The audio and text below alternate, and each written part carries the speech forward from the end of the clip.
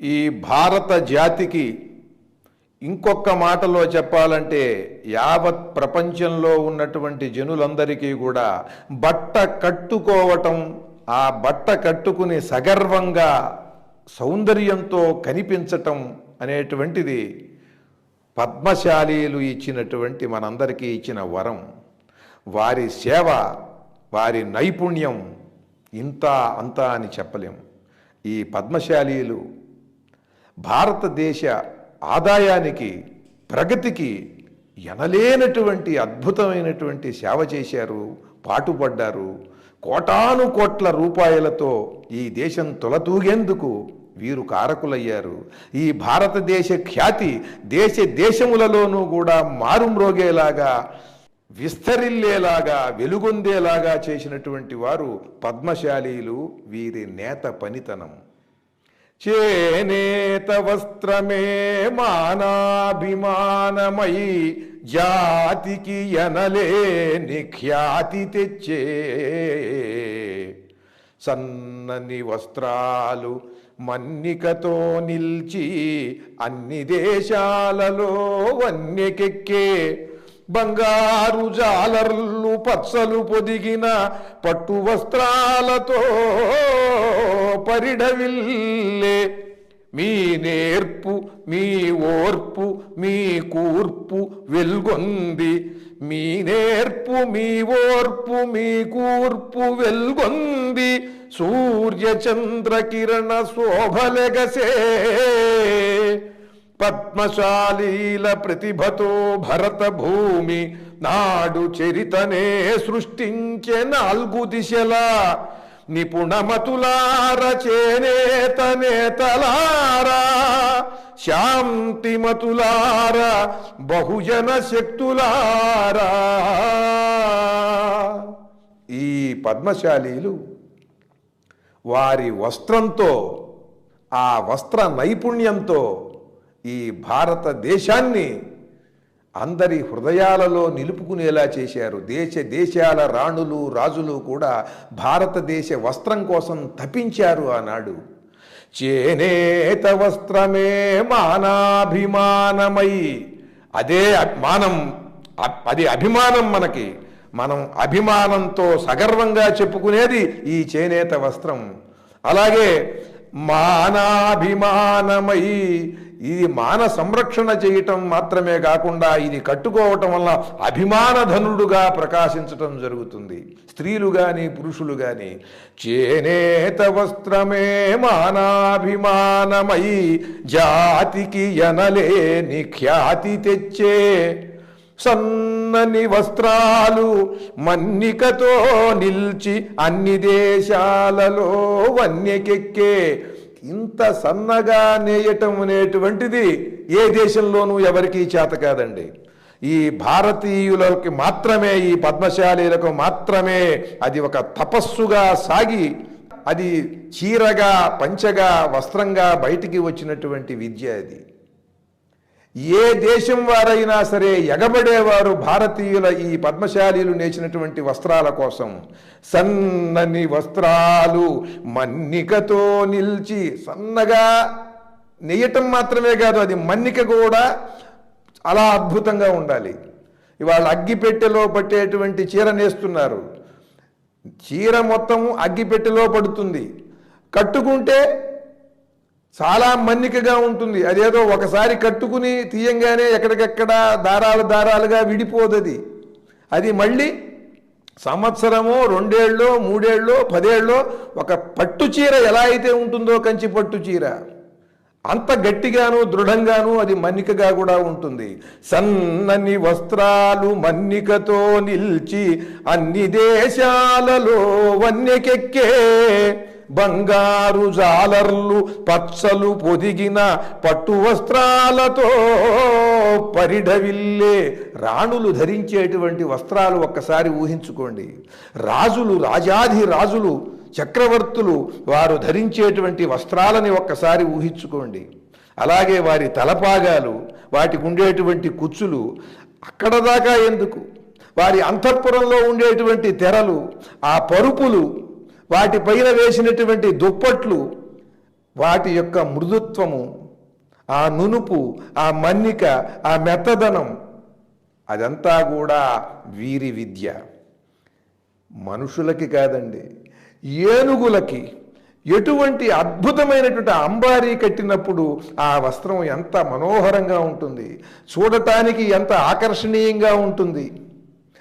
దానికి ఆ వస్త్రానికి రత్నాలు పొదిగి, వజ్రాలు పొదిగి, ముత్యాలతో అలంకరించి ఇవన్నీ చెయ్యాలి అని అంటే ఆ జాతికి ఎంత వైభవం ఉండాలి, ఎన్ని విద్యలతో, ఒక చిత్రకళతో, శిల్పకళతో, లోహకళతో, ఎన్ని విద్యలతో వీరికి అనుబంధం ఉండాలి, సాంగత్యం ఉండాలి, ప్రవేశం ఉండాలి, ప్రావీణ్యం ఉండాలి. గుర్రానికి, రాజుగారి గుర్రానికి ఎటువంటి అలంకరణ చేశారు, ఆ వస్త్రాలు ఏమిటి, ఇవన్నీ చూసినట్టయితే మనకు ఆశ్చర్యపోతాం. అంత పరమాద్భుతమైనటువంటి నైపుణ్యం ఉన్నది వీరికి, ఈ పద్మశాలులకి.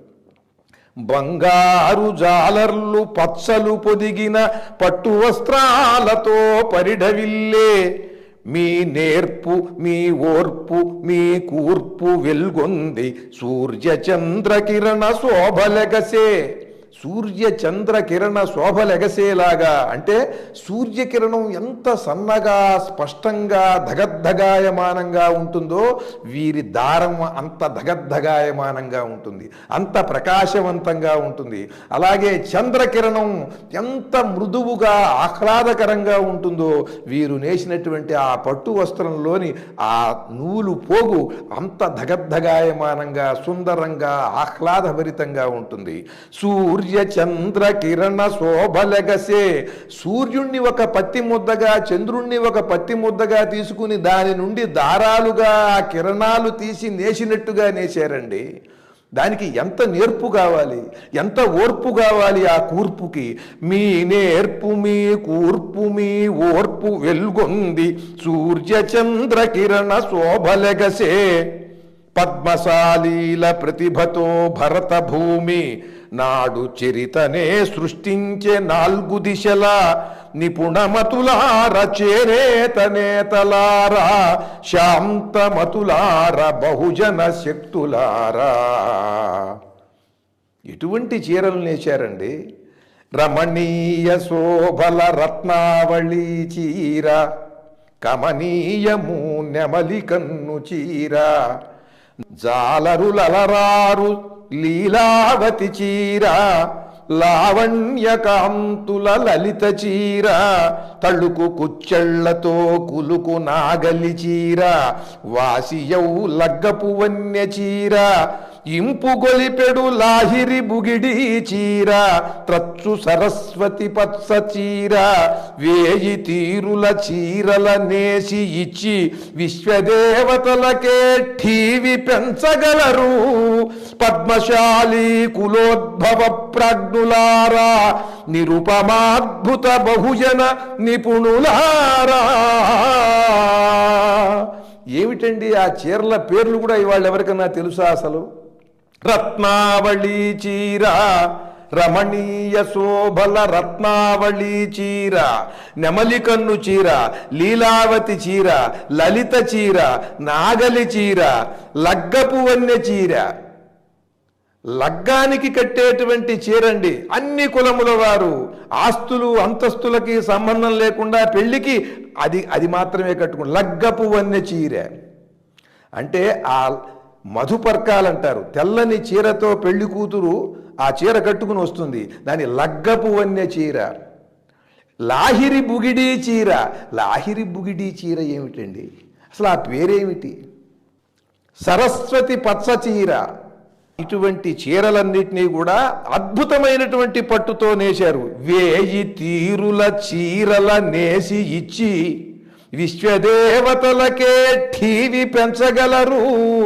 ఈ విశ్వంలో ఉన్న 33 కోట్ల మంది దేవతలకి కూడా 33 కోట్ల రకాలుగా చీరలు నేసి ఇచ్చి వాళ్ళ ఠీవిని పెంచగలిగినటువంటి విద్య మీది. పద్మశాలి కులోద్భవ ప్రాజ్ఞులారా, నిరుపమాద్భుత బహుజన నిపుణులారా. అలాగే వీళ్ళు ఒక్కొక్క ఊరిలో స్థిరపడి కొన్ని వందల సంవత్సరాలుగా ఈ జాతికి ఖ్యాతి తెచ్చారు, ఆ ఊరికి కూడా పేరు తెచ్చారు. సిరిసిల్ల, గద్వాల, చీరాల, ఉప్పాడ, మంగళగిరి, కంచి, మాధవరము, సత్తెనపల్లి, పోచంపల్లి, ధర్మవరము, బందరు, బరంపురము, కాశీ, బండారు, లంకయున్, పాటూరు, సేలము, పొందూరు, కొత్తూరు, ప్రొద్దుటూరు, రామచంద్రపురము, అరణి, నారాయణపేట, పేటేరును, వెంకటగిరి, పద్మశాలీల సునిశిత ప్రతిభ ముందు కోటి యంత్రాలు కాల్గోటి సాటి రావు, మేరువెత్తు వస్త్రోత్పత్తి మీ యశస్సు, జాతి హితులార, బహుజన జ్యోతులారా.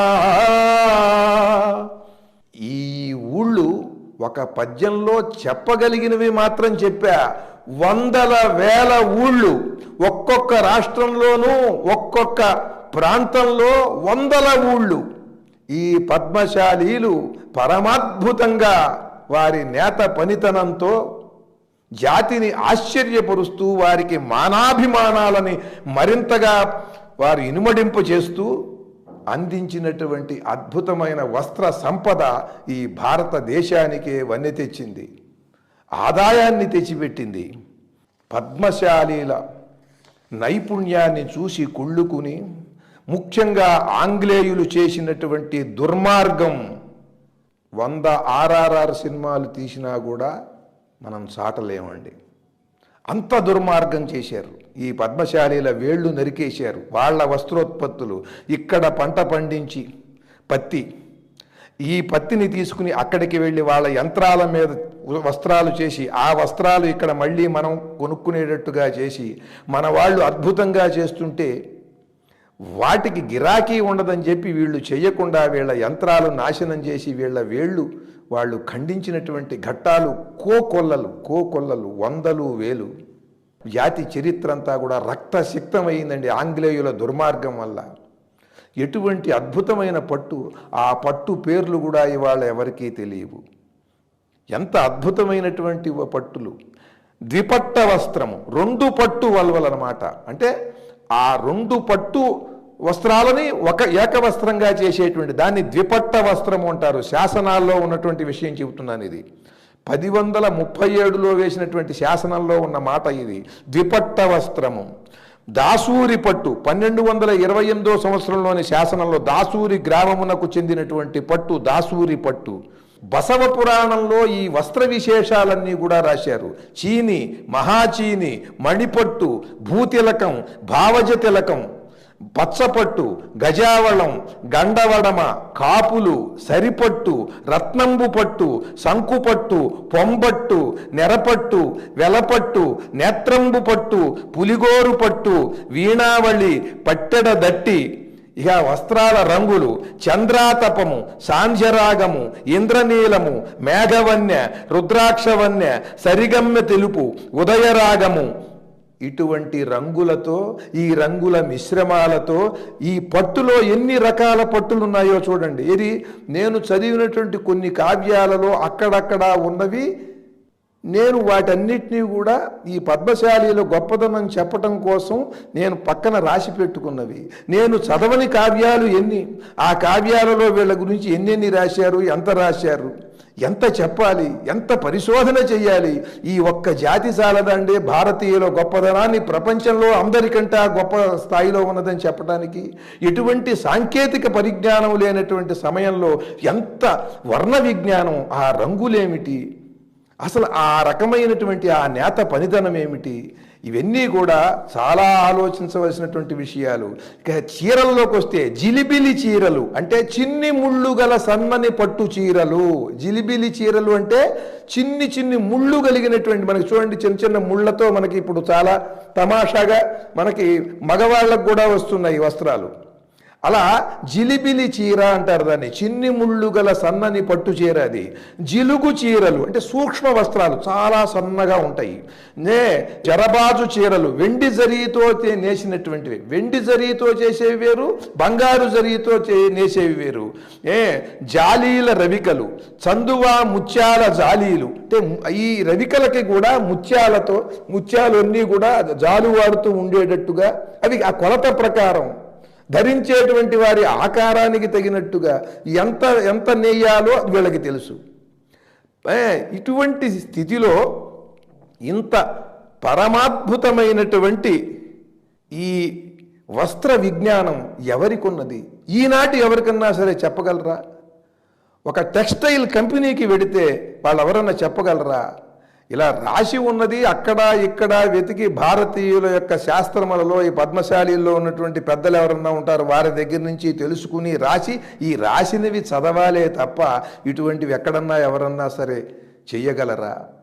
ఇంత పరమాద్భుతమైనటువంటి వస్త్రోత్పత్తి చేసి ఈ భారతీయ సంస్కృతి సంప్రదాయాలను నిలబెట్టి ఆర్థికమైనటువంటి పటిష్టతని ఈ దేశానికి కలిగించినటువంటి ఈ పద్మశాలి సోదరులందరికీ కూడా హృదయపూర్వకంగా జేజేలు అర్పిస్తూ, మనకి సిరిసిల్లలో ఒక కార్మికుడు అగ్గిపెట్టెలో నేసినటువంటి అద్భుతమైనటువంటి పట్టు చీరని తీసుకుని వచ్చి ఇక్కడ మన నాయకులకి ఇవ్వటం, దాన్ని ప్రదర్శించటం మనం టీవీల్లో కూడా చూసాం. ఆ తరువాత మొన్ననే కొందరు పద్మశాలి మిత్రులు, పద్మశాలి విద్యలో విద్వత్తు కలిగినటువంటి వారు, ఈ భారతీయ సంస్కృతి సంప్రదాయాల పట్ల భక్తి ప్రపత్తులు కలిగినటువంటి వారు ఒక ఊరంతా కూడా పరిస్తే పట్టేటువంటి చాలా పొడవైనటువంటి ఒక చీర, పట్టు చీర నేసి ఏకవస్త్రం, అది ఒకటే ఒక వస్త్రం, ఈ చివరి నుంచి ఆ చివరకు ఉండేటువంటి ఆ అద్భుతమైనటువంటి పట్టు వస్త్రం మీద శ్రీమద్ రామాయణంలో ఉన్నటువంటి దివ్య ఘట్టాలన్నింటినీ కూడా చాలా చక్కగా వారు నేత పనితో వాటిని వ్యక్తం చేసి చక్కని చిత్రకళగా పొందుపరిచి మనకు అందించారు. అయోధ్యలో రాముల వారికి సీతమ్మ వారికి సమర్పించటానికి ఆ మహానుభావుల యొక్క భక్తికి, ఆ నేత పని తపస్సుకి నమస్కారం. ఎంత తీవ్రమైనటువంటి రామభక్తి, సీతమ్మ వారి మీద భక్తి లేకపోతే ఆ పని చేస్తారండి. ఆ పద్మశాలీలందరికీ, వారికి నాయకత్వం వహించినటువంటి వారికి అందరికీ హృదయపూర్వకంగా నమస్కరిస్తున్నా. ఇది భారతీయ సంస్కృతి సంప్రదాయాలను నిలబెట్టవలసినటువంటి విధానం. ప్రతి వృత్తి వారు కూడా ఈ భారతీయ సంస్కృతి సంప్రదాయం మయం చేసేయాలి వారి వృత్తిలో ఉన్నటువంటి ఆ విద్యని. అలా మొన్న అయోధ్యలో ఆ సీతారాములకు అంత పరమాద్భుతమైనటువంటి పట్టుచీర నేసి రామాయణంలోని ఘట్టాలన్నీ కూడా చూడగానే అందరికీ కూడా ఆనందము ఆశ్చర్యము కలిగే విధంగా ఆ నేత పనితో చిత్రించి అందించినటువంటి వారికి హృదయపూర్వకంగా శుభాకాంక్షలు తెలియజేస్తున్నాను. జై తెలుగు, జై జై తెలుగు.